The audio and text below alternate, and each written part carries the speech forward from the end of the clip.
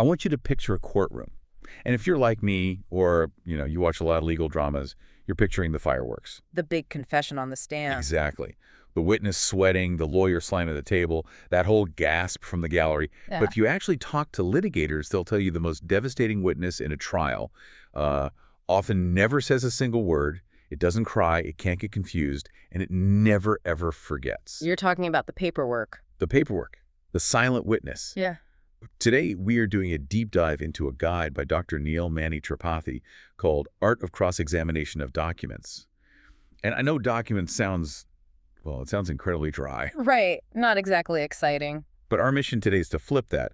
We're going to figure out how lawyers literally interrogate a piece of paper and how one email or, a gap in a logbook can just destroy a case faster than any person ever could. It's a fascinating area because we all have this assumption that documents are the boring but true part of a trial.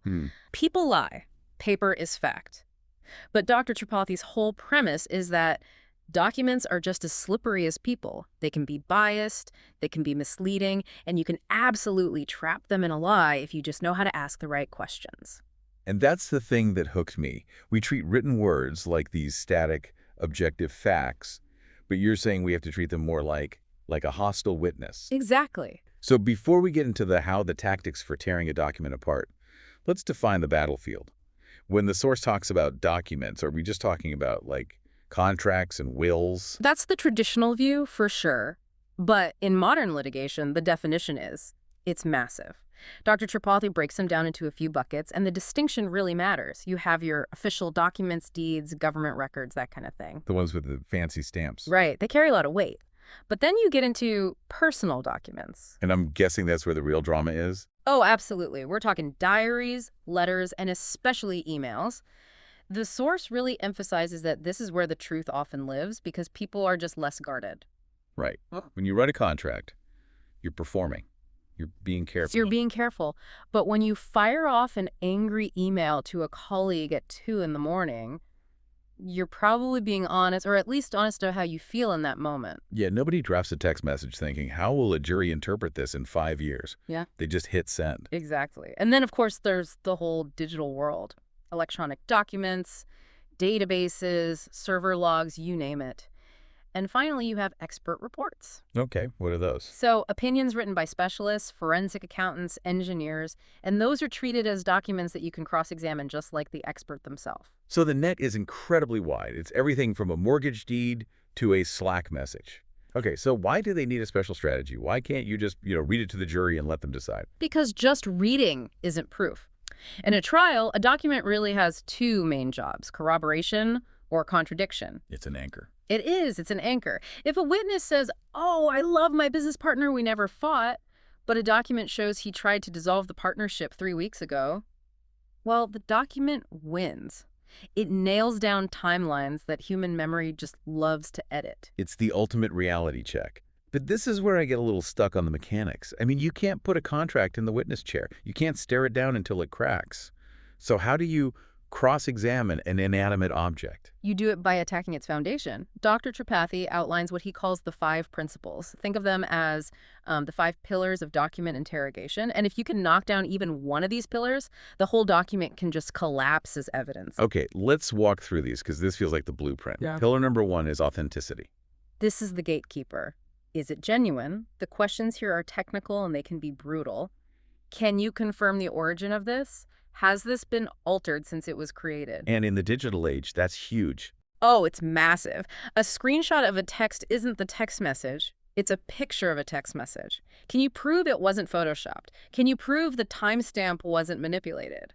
So before we even care what it says, we have to prove it is what it claims to be. It's like checking ID at the door. Precisely. If you can't prove who wrote it and where it came from, it loses its voice. It's just inadmissible noise. Okay, let's say it's real. It passed the ID check. What's pillar 2? Relevance. Now, this sounds obvious, but lawyers often use data dumps as a weapon. They'll just bury the other side in thousands of emails. That's right, the haystack problem. Exactly. The principle of relevance asks, does this specific piece of paper actually help solve the problem we're here to solve? If you're arguing about a contract breach in 2024, an invoice from 2018 is probably irrelevant. A good lawyer cuts through that noise and asks, why is this here? And if it doesn't help, they get it thrown out. They move to strike it. Then we get to pillar 3, which I think is maybe the most nuanced one, accuracy. And this is different from authenticity, right? It is, and it's the most common trap. People confuse the two all the time. A diary entry might be completely authentic. It's my handwriting. I really wrote it. But the contents could be totally false. I could be lying or misremembering a date or just making things up. That's a huge distinction. So you're not attacking the paper itself. You're attacking the information on it. You're saying, yes, you wrote this, but you were wrong when you wrote it. Precisely. You ask, are the details here factually correct? You strip away the authority of the written word and you just expose the error inside it. Which leads right into pillar 4, completeness. This one feels like the conspiracy theorist's favorite. The cherry-picking strategy. Is this the whole story? If you show a financial report from Q1 with massive losses, but you hide the report from Q2 where the company bounced back, that document is incredibly misleading. It's technically true, but it's not the whole truth. Right. So the strategy here is to ask what's missing. Where are the emails that came before this one? Where's the draft of this final version? You're looking for the negative space, the shadow the document casts. If I only show you the angry text but not the apology text that came later, I'm painting a false picture with real document. You are. And the final pillar, number 5, brings it all together. Context. The why and the how. Without context, text is just data. Under what conditions was this document signed? Was the person under duress? Was it a joke? Was it sarcasm? We see this all the time. A text message sent between friends can look absolutely horrifying when a prosecutor reads it in a flat, monotone voice to a jury. That is the perfect example. I'm going to kill you means one thing in a video game lobby. And a very different thing in a domestic dispute. The document is the same. The words haven't changed, but the meaning flips entirely based on context. If you can strip a document of its context, you can weaponize it. Okay, so those are the pillars. Authenticity, relevance, accuracy, completeness, context. Now let's get into the toolkit. The source lists these combat moves for using this in court. The first one is the leading question. Right. And normally, we're told not to put words in people's mouths. Yeah. But in cross-examination, that's literally the job. You don't ask open-ended questions like, why did you sign this? That gives them room to tell a story. You ask, isn't it true you only signed this because you were threatened with termination? You're just boxing them into a yes or no. You're essentially testifying for them and forcing them to agree. With a document, you use it to force the witness to admit its flaws. This report doesn't include the safety data, does it? So you're not asking if it does, you're stating that it doesn't and making them confirm it. It controls the whole narrative. Then there's impeachment through contradiction. This is where the document basically becomes a lie detector. Give me an example of that. Okay, so a witness testifies, I was never informed about the project delay. That's their sworn testimony. Okay. You then present an email sent to them with the subject project delay update that's been marked as read. You don't argue. You just present it and ask, is this your email address? And is that the date in question? Oof. That's brutal. You can't really argue with a server log. It just destroys their credibility in an instant. Yeah. Human memory is fallible. Documents usually are not. Now, my favorite technique from the source was highlighting ambiguities. This feels like you're just exploiting how messy language is. Oh, lawyers live for vague words. The source uses the example immediately. It sounds so firm, right? Tenant must vacate immediately. Yes, that's pretty clear. But in court, immediately is a total nightmare. Does it mean 5 minutes, 24 hours, a week? Right. If I'm the defense, I'm arguing that immediately means as soon as is reasonably possible, which could be a month if my client has a broken leg. Exactly. If you can find one ambiguous word in a contract, you can drive a truck through that hole. You ask the witness, what is your definition of immediately? And suddenly, the whole idea of a meeting of the minds that a contract needs just evaporates. It's terrifying for anyone writing a contract. What about suggestion of alteration? This one sounds a bit more aggressive, almost like you're implying forgery. It is aggressive. You're planting doubt about the physical integrity of the paper itself.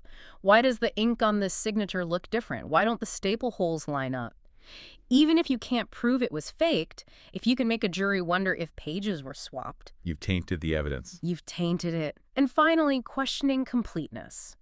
We touched on this, but in practice, it's about demanding the rest of the story. You've shown us the invoice, great, but where is the purchase order that goes with it? By asking for what isn't there, you imply that they're hiding something. Precisely. This all sounds like it requires a massive amount of prep work. Dr. Tripathi talks about the trap and the importance of strategy. You absolutely cannot wing this. The source emphasizes mapping every document to your case strategy. But the most critical part, and this is a term we all hear on TV but don't always get, is the chain of custody. Right. Let's drill down on that. In the movies, it's just a guy signing a plastic bag. But what does it mean for a document? It is the document's entire life story. You have to account for every second of its existence, from the moment it was created or seized to the moment it enters the courtroom. Who wrote it? Who saved the file? Who printed it out? Who had the key to the cabinet where it was stored? And if there's a gap, say the document was left in a box in a hallway for 2 hours and nobody was watching it. That's a break in the chain. And if the chain is broken, the document is compromised. You can argue that anyone could have swapped it, altered it, or pulled out pages. So you don't even have to prove someone did tamper with it. You just have to prove they could have. Yes, doubt is the goal. If the foundation is shaky, the whole house falls down. The source also mentions a psychological tactic that I think applies way outside the courtroom. The power of silence. The pregnant pause. It's so effective. You ask a really damaging question. This date on the report doesn't match the timeline, does it? The witness says no. And then you just do nothing. You just stare at them. You wait, you shuffle your papers, you look over at the jury. Silence creates immense anxiety.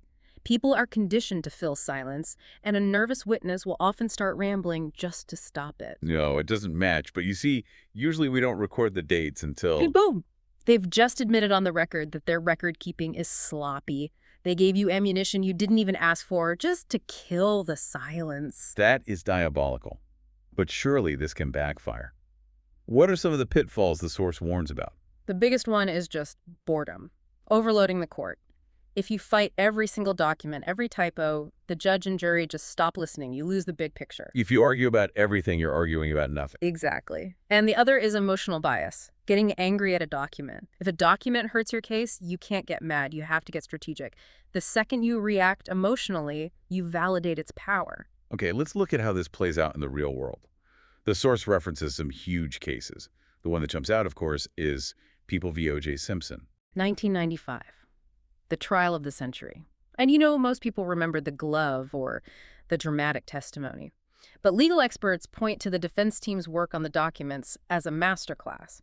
They didn't just attack the blood evidence. They attacked the paperwork that tracked the blood. Back to the chain of custody. All the way back. They found that the records of who handled the blood samples were just sloppy. Gaps in the logs, missing signatures. The defense basically argued the paperwork says this blood was here, then it was there, but we have no reliable record of how it moved between those 2 points. So by destroying the credibility of the logbook, they destroyed the credibility of the DNA evidence inside the vial. That was the argument. Garbage in, garbage out. If the documentation is incompetent, then the forensic science becomes suspect. It planted just enough reasonable doubt. It wasn't about the science itself. It was about the clerical errors surrounding the science. That's an amazing realization. The DNA is only as good as the guy holding the clipboard. Huh? Go to R.V. Turnbull. That's a UK case from the 70s. Yeah, this one changed how courts handle identification evidence, especially fingerprints. The defense didn't just look at the fingerprint and say, that's not my client. They cross-examined the methodology documents. They looked at the official guidelines that officers used to declare a match. So they put the scientific process itself on trial. They did. They highlighted how subjective it was. The documents showed that finding points of similarity was open to the interpretation of a human examiner. By attacking the written standards, they showed that a match wasn't a mathematical certainty, it was an opinion. And finally, a case from India, State of Uttar Pradesh v. Rajesh Gautam. This one sounds like a huge gamble. It was. The defense challenged the authenticity and completeness of official government records. That takes some serious nerve. A government stamp usually ends the argument. It does, but the defense managed to prove that the records were incomplete and potentially unauthorized.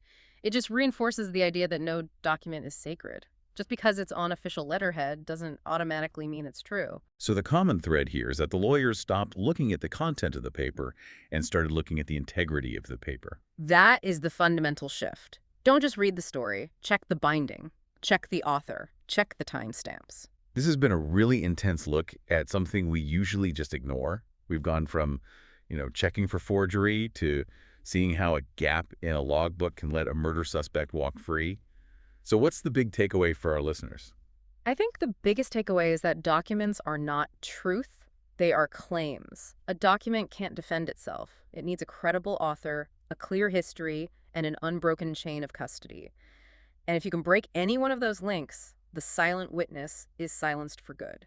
It really changes how you look at your own digital footprint, doesn't it? It absolutely should. Every email you send is a potential exhibit.